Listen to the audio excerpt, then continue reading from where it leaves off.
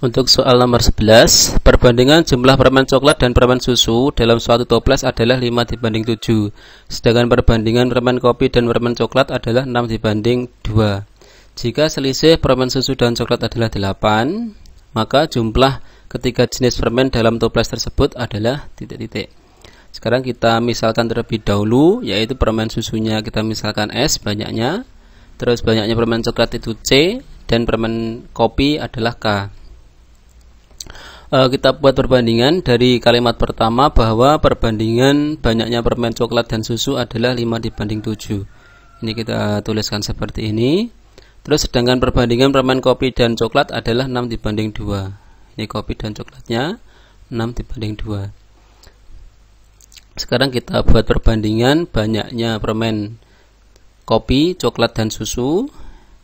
Karena ini perbandingannya coklatnya berbeda, maka kita harus menyamakan ini ya. Ini kita kali dengan yang persamaan atas, ini kita kali dengan 2, yang bawah kita kali dengan 5. Sehingga didapatkan perbandingan kopi dibanding coklat dibanding susu adalah 30:10:14.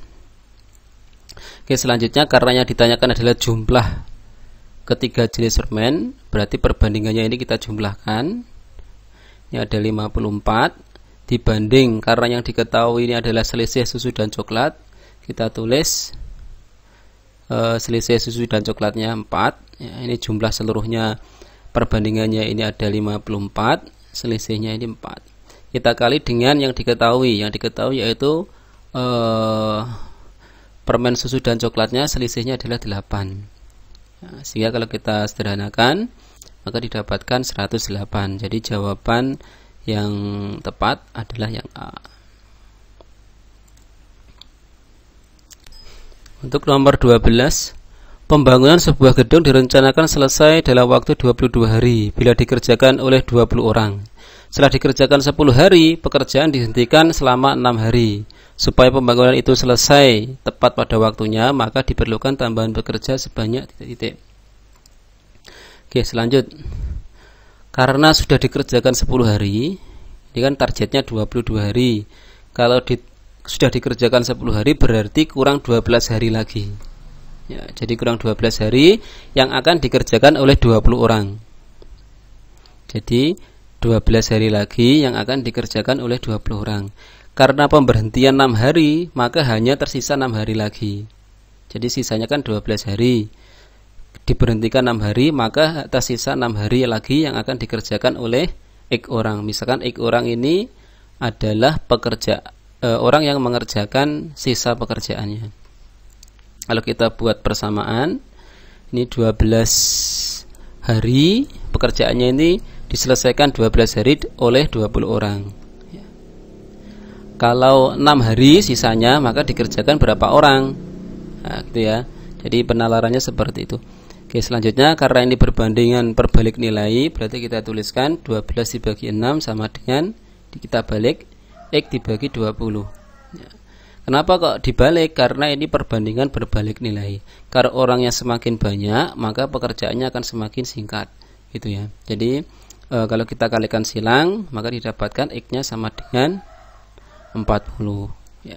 40 ini adalah pekerja yang mengerjakan sisa pekerjaannya tersebut ya, 6 hari itu ya. Karena yang ditanyakan adalah pekerja tambahan ya, kan sudah ada 20, berarti kurang berapa supaya 40? Kurang 20 orang lagi. Jadi jawabannya ini untuk yang nomor 12 adalah yang 20 orang. Nomor 13, rata-rata dari 6 bilangan adalah 25,5. Jika suatu bilangan dibuang, rata-rata dari bilangan tersisa adalah 21,6. Berapakah bilangan yang dibuang tersebut? Misalkan bilangan yang dibuang adalah X, maka berdasarkan rata-rata gabungan, jadi rata-rata gabungan 6 bilangan itu adalah 25,5. Ini sama dengan, karena dibuang 1 berarti sisanya ada 5. 5 bilangan itu rata-ratanya 21,5 ya. Dikurangi X ini adalah yang dibuang ya, gitu. Sehingga kalau kita kalikan silang, didapatkan X sama dengan 6 dikali 25,5 dikurangi 5 dikali 21,6 sehingga didapatkan 45. Jadi jawabannya untuk yang nomor 13 adalah 45 atau 45,0, ini sama. Jadi jawabannya adalah yang do. Nomor 14. 6 siswa yang sedang berkemah duduk di sekitar api unggun. Ya. Setiap siswa pada gilirannya menyebutkan total umur dari 5 orang lainnya, masing-masing yaitu 62, 61, 58, 59, 58, dan 57. Berdasarkan data tersebut, berapa usia orang yang termuda? Kita misalkan terlebih dahulu bahwa orang-orang tersebut adalah A, B, C, D, E, dan F ya. Dengan A ini adalah yang paling tua, B, C, D, E, dan F ini adalah yang paling muda sendiri. Jadi kalau yang paling tua ini menyebutkan ya umur dari B, C, D, dan E, dan F, maka pasti didapatkan nilai yang paling rendah. Paling rendah. Jadi yang A ini menyebutkan 57 ya, yang A ini. Kalau kita data ya, yang F yang paling kecil ini menyebutkan yang paling tinggi sendiri yaitu 62. Ya, jadi kalau F ini menyebutkan nilai umur dari A, B, C, D, E yaitu setelah ditambahkan yaitu 62. Oke, selanjutnya berurutan ya. A, C, D, E, F ini 61 sampai yang umur yang paling tua sendiri A ini menyebutkan umurnya B, C, D, E, dan F ini 57. Kalau kita tambahkan semuanya, ini 6 persamaan ini kita tambahkan semuanya, maka didapatkan 5 tambah A tambah B tambah C tambah D tambah F sama dengan 355. Berarti umurnya A, B, C, D, E, F kalau ditambahkan 71. Ya, karena kita yang diminta adalah umurnya yang termuda, berarti kita menentukan umurnya umurnya F ya.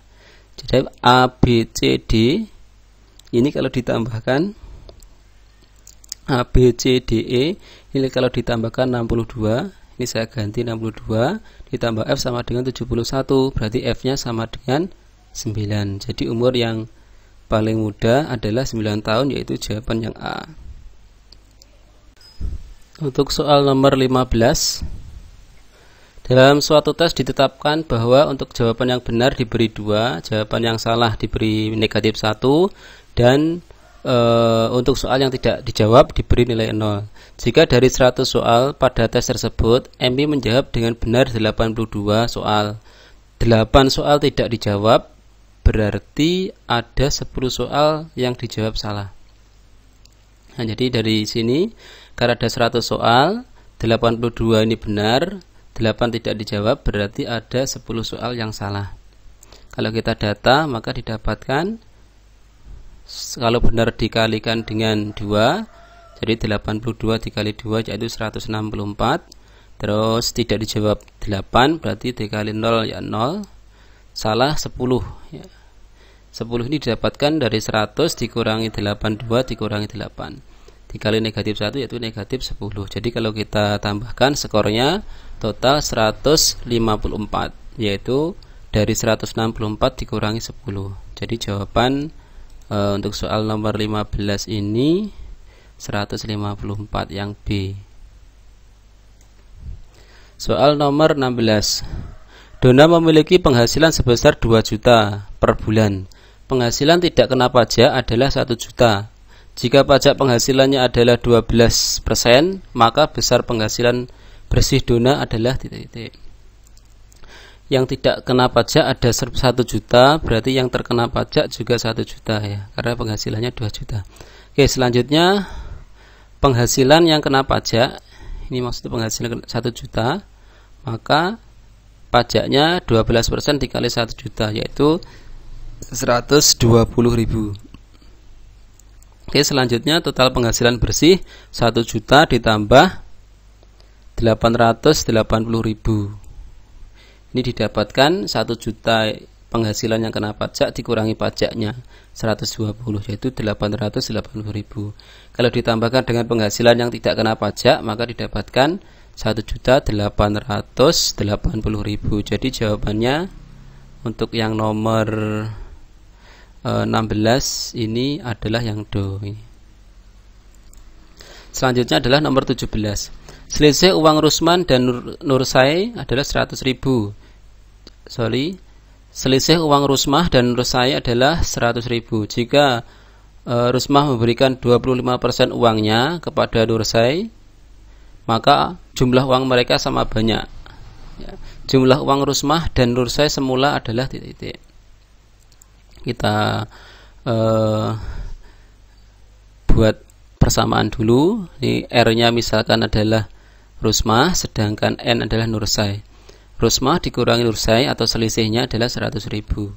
Oke, persamaan berikutnya, jika uangnya Rusmah ini dikurangi 25%, diberikan ya soalnya ya, diberikan ke Nursai, berarti Nursai ini bertambah 25% dari Rusmah, sedangkan Rusmah berkurang 25% dari uangnya Rusmah sendiri ya. Sehingga kalau seperti ini kita buat persamaan, yaitu 50% R atau uangnya Rusmah sama dengan uangnya Nursai. 50% ini dari mana?